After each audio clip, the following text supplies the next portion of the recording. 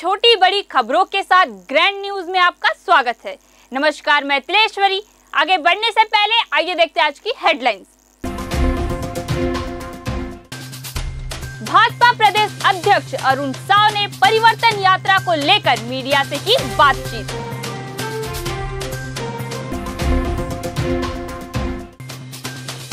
ओम माथुर नितिन नवीन ने हरी झंडी दिखाकर परिवर्तन यात्रा के रथ को किया रवाना।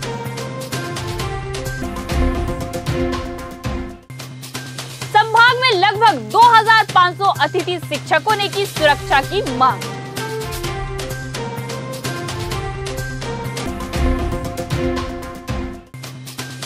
पनका समाज अपनी 50 वर्ष पुरानी आरक्षण व्यवस्था बहाल करने कलेक्टर को दिया ज्ञापन। अब खबरें विस्तार से। भाजपा प्रदेश अध्यक्ष अरुण साव ने परिवर्तन यात्रा को लेकर जगदलपुर एयरपोर्ट में मीडिया से बातचीत की। साव ने कहा कि भारतीय जनता पार्टी की पहली परिवर्तन यात्रा माई दंतेश्वरी के पावन धाम से निकलेगी। माता दंतेश्वरी की पूजा अर्चना करने परिवर्तन यात्रा रथ को हरी झंडी दिखाकर रवाना करेंगे। साथ ही एक विशाल जनसभा को संबोधित करेंगे। उन्होंने कहा कि हमारी तैयारी पूरी है। यात्रा को लेकर कार्यकर्ताओं में भारी उत्साह है। हम प्रत्येक विधानसभा में जनता के बीच जाएंगे, जनता से संवाद करेंगे, कांग्रेस के नाकामियों को उजागर करेंगे, कांग्रेस की वादा खिलाफी और भ्रष्टाचार की पोल जनता के सामने खोलेंगे। राज्य की अन्यायी, अत्याचारी, भ्रष्टाचारी, वादा खिलाफी करने वाली, विकास विरोधी, जन विरोधी सरकार को उखाड़ फेंक कर छत्तीसगढ़ को खुशहाली की ओर ले जाने के लिए, छत्तीसगढ़ को तरक्की की ओर ले जाने के लिए यह यात्रा प्रारंभ हो रही है। मैं आप सभी से आग्रह निवेदन करता हूं कि इस यात्रा में सहभागी बने और राज्य की खुशहाली और तरक्की के लिए छत्तीसगढ़ की कांग्रेस की सरकार को उखाड़ फेंकने के लिए शंखनाद करें, सहयोग करें, सहभागी बने। आप सबका बहुत धन्यवाद। जय जोहार, जय छत्तीसगढ़। शाह ने जगदलपुर विमानतल पर पत्रकारों के सवालों का जवाब देते हुए कहा कि राज्य में कांग्रेस पार्टी की सरकार है। छत्तीसगढ़ की कांग्रेस सरकार से प्रदेश की जनता पौने 5 साल से सवाल कर रही है। जनता पूछ रही है स्थानीय स्तर पर आरक्षण का क्या हुआ। 32% आरक्षण देने का वादा जो किया था उसका क्या हुआ। स्थानीय स्तर पर युवाओं को, महिलाओं को रोजगार देने की बात भूपेश सरकार ने की थी। शराबबंदी का वादा किया था। प्रदेश के महिलाओं से गंगा जल का कसम खाकर इस कांग्रेस सरकार ने वादा किया था। साव ने कहा कि इस कांग्रेस सरकार ने हर वर्ग को ठगने का काम किया है। साव ने मीडिया से कहा कि परिवर्तन का आगाज हो गया है। कांग्रेस के सवालों का जवाब नवंबर माह में प्रदेश की जनता देने वाली है। राज्य में कांग्रेस पार्टी सरकार में है और कांग्रेस पार्टी से तो प्रदेश की जनता सवाल पूछ रही है कि क्या हुआ उस जन घोषणा पत्र का, क्या हुआ स्थानीय स्तर पर जो आरक्षण बस्तर के आदिवासी भाई बहनों को, नौजवानों को मिल रहा था, क्या हुआ वो 32% का आरक्षण जो भारतीय जनता पार्टी की सरकार ने, डॉक्टर रमन सिंह जी के सरकार ने आदिवासी समाज को दिया था। आज कांग्रेस की सरकार, भूपेश बघेल की सरकार हर वर्ग को ठगने और धोखा देने का काम किया। आज छत्तीसगढ़ के जनता के किसी भी प्रश्न का जवाब देने की स्थिति में नहीं है। आज जनता का सामना करने की स्थिति में कांग्रेस पार्टी नहीं है। भाजपा प्रदेश चुनाव प्रभारी ओम माथुर, छत्तीसगढ़ शाह प्रभारी नितिन नवीन ने हरी झंडी दिखाकर परिवर्तन यात्रा के रथ को रवाना किया। पूर्व मुख्यमंत्री डॉक्टर रमन सिंह और भाजपा प्रदेश अध्यक्ष अरुण साव रथ पर सवार हैं। परिवर्तन यात्रा दंतेवाड़ा से रवाना होकर रोड शो के रूप में बढ़ रही भाजपा की परिवर्तन यात्रा, हजारों की संख्या में लोग शामिल हुए हैं। भ्रष्ट कांग्रेस सरकार को उखाड़ फेंकने के संकल्प से यात्रा दंतेवाड़ा से रवाना हुई। भारतीय जनता पार्टी जिंदाबाद, बदल दो, बदल दो, बदल दो। भारतीय जनता पार्टी जिंदाबाद।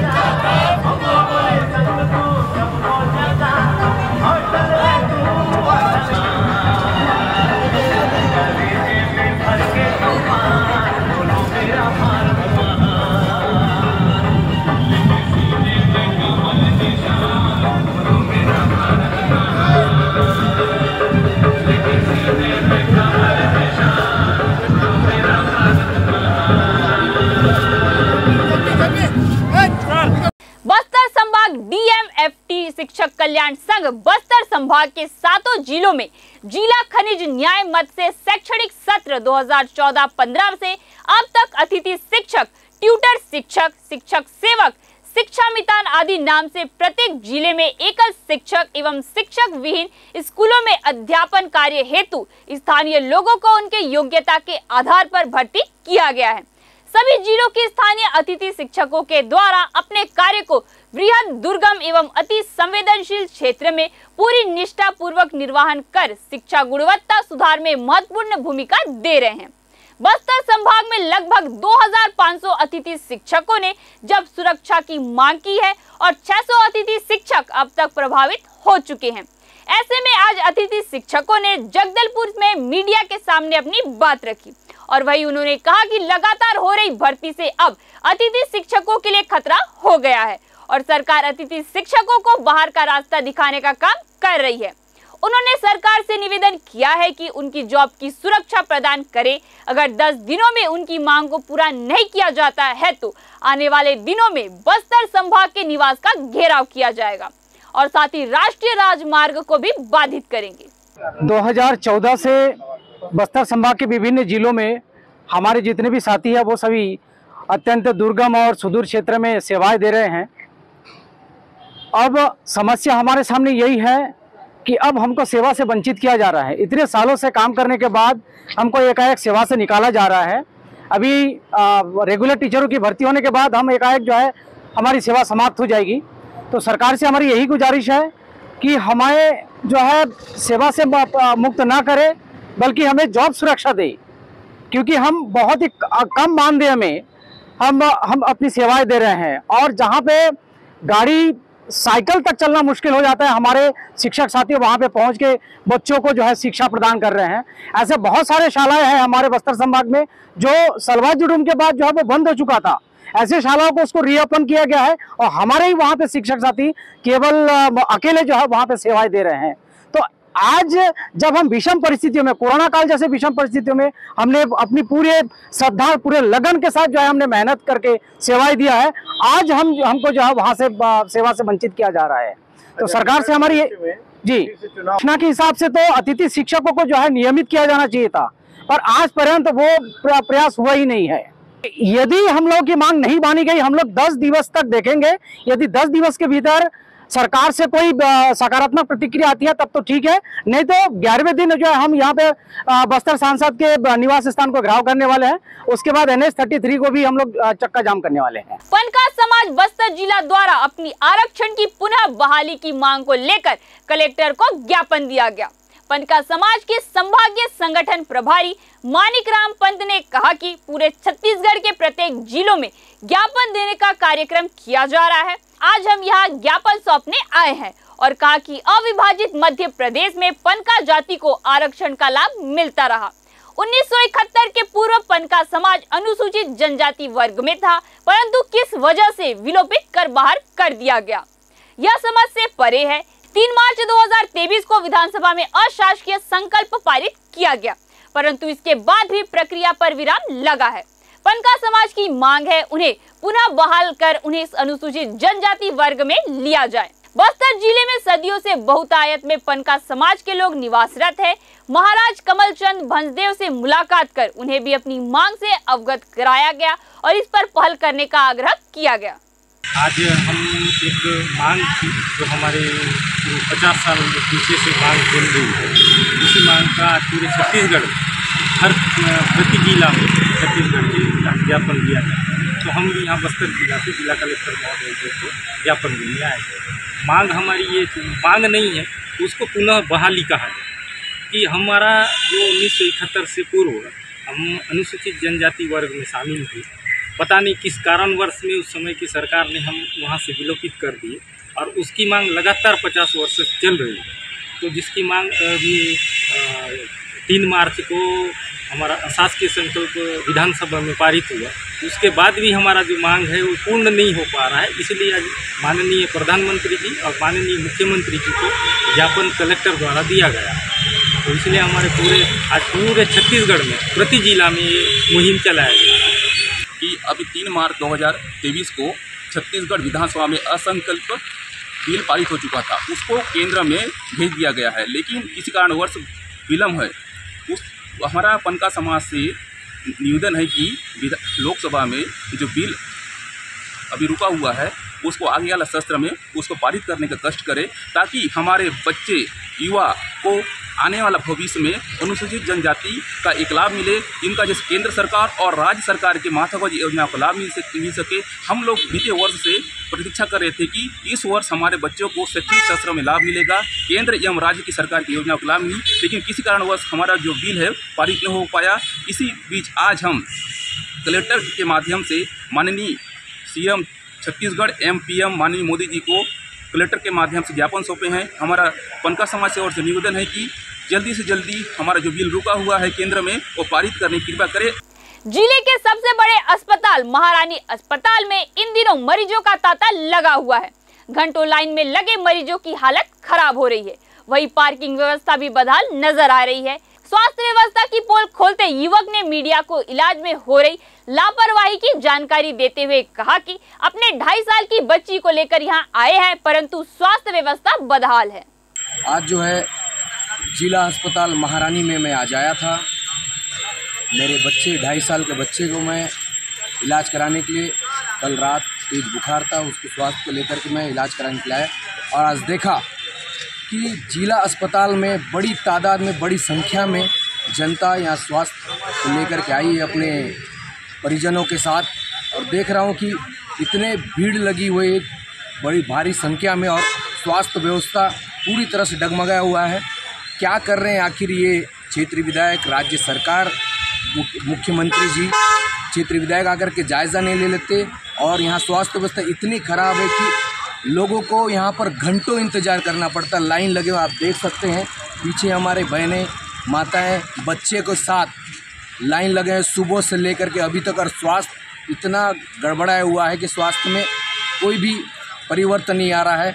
और एक तरफ देखेंगे कि पार्किंग व्यवस्था इतनी ख़राब है कि देखिए पार्किंग के लिए जगह ही नहीं है।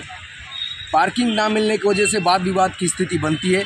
तो मैं निवेदन करता हूं प्रशासन से और अधीक्षक से, ये सब चीज़ों को समय उपरांत जो है समस्याओं का समाधान करे, अन्यथा बस्तर अधिकार मुक्ति मोर्चा और जनता कांग्रेस जे, मैं जगदलपुर ग्रामीण ब्लॉक अध्यक्ष, धरना देने पर विवश हो जाऊंगा या कलेक्टर घेराव कर कलेक्टर के समक्ष भी इस बात को रखूंगा।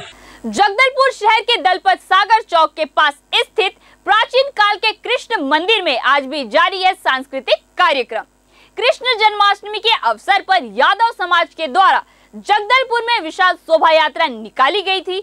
जन्माष्टमी के पश्चात 6 दिनों तक कृष्ण मंदिर समुद्र चौक में प्रतिदिन कार्यक्रम आयोजित किए जाते हैं। भगवान को छठी एवं 56 भोग का कार्यक्रम मंदिर में आयोजित की जाएगी, जिसमें यादव समाज के सदस्य एवं आम गणमान्य नागरिकों की सहभागिता होगी। आपको बता दें, यादव समाज के द्वारा प्रतिवर्ष जन्माष्टमी पर्व धूमधाम के साथ मनाया जाता है, और इस वर्ष के क्रम में श्री कृष्ण के बाल लीलाओं को सांस्कृतिक कार्यक्रमों के माध्यम से प्रदर्शित किया जाता है। पूरे सप्ताह भर मंदिर में यादव समाज के सदस्य, महिलाएं, बच्चे बड़ी संख्या में भाग लेकर उत्साह उल्लास के साथ मनाते हैं। सांस्कृतिक कार्यक्रमों के तहत 11 सितंबर को महिलाओं का मटकी फोड़ और नींबू दौड़ का कार्यक्रम किया गया, जिसमें यादव समाज की महिलाओं ने पद चढ़कर भाग लिया। और इस कार्यक्रम में अधिक जानकारी देते हुए समाज के पदाधिकारी एवं विजेताओं ने क्या कहा, आइए सुनते हैं। हर वर्ष था, इस वर्ष भी महिलाओं और बच्चों के कार्यक्रम रखा जाता है। आज भी महिलाओं के नींबू दौड़ और मटका फोड़ है, और रात को महिलाओं, हमारे ऑर्केस्ट्रा भी है, हमारे समाज की महिलाओं और उन लोग भी गा रहे हैं। और कल भगवान जी का 56 भोग का कार्यक्रम है, छठी का जो हवन से शुरुआत होकर 56 भोग प्रसाद वितरण होगा, और सभी के लिए भोजन की व्यवस्था की गई है। उसके बाद दूसरे दिन भगवान जी का विसर्जन है।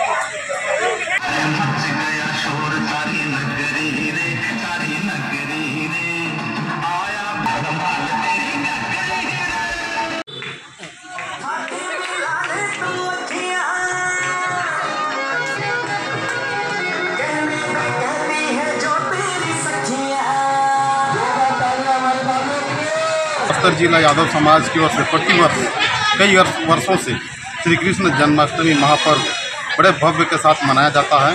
इसमें आसपास गांव के साथ साथ शहर के सभी श्रद्धालुगण इस हमारे जन्मोत्सव कार्यक्रम में हिस्सा लेते हैं और सभी इस कार्यक्रम में बढ़ चढ़कर एक साथ स्वर में स्वर मिलाकर हमारे साथ चलते हुए महाशोभा यात्रा के रूप में इस कार्यक्रम को सफल बनाते हुए कार्यक्रम को शोभा यात्रा में हम पहले दिन जुलूस निकालते हैं। उसके बाद लगातार 6 दिनों तक श्री कृष्ण मंदिर समूह चौक में यादव समाज के द्वारा विभिन्न कार्यक्रम किया जाता है, जिसमें बच्चों के लिए, महिलाओं के लिए, युवाओं के लिए, सभी के लिए 6 दिन तक कार्यक्रम किया जाता है। उसके साथ साथ श्री कृष्ण भगवान जी की छठी का कार्यक्रम कल 12/9/2023 दिन मंगलवार को रखा गया है।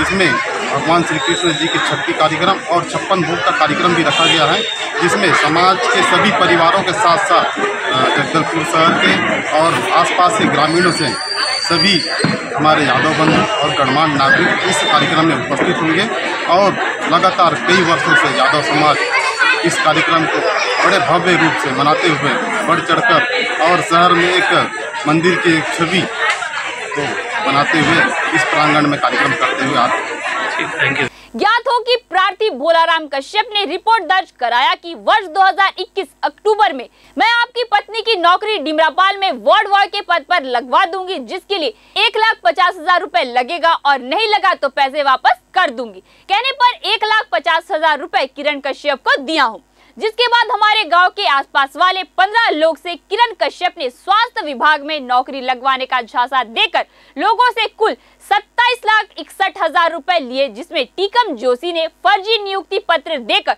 धोखाधड़ी किए हैं की रिपोर्ट पर आरोपियों के खिलाफ जिसे विधिवत गिरफ्तार कर न्यायिक रिमांड पर न्यायालय रवाना किया गया। ग्रैंड न्यूज में आज के लिए बस इतना ही। आपसे फिर मुलाकात होगी नई ताजा तरीन खबरों के साथ। तब तक के लिए हमें दीजिए इजाजत। नमस्कार।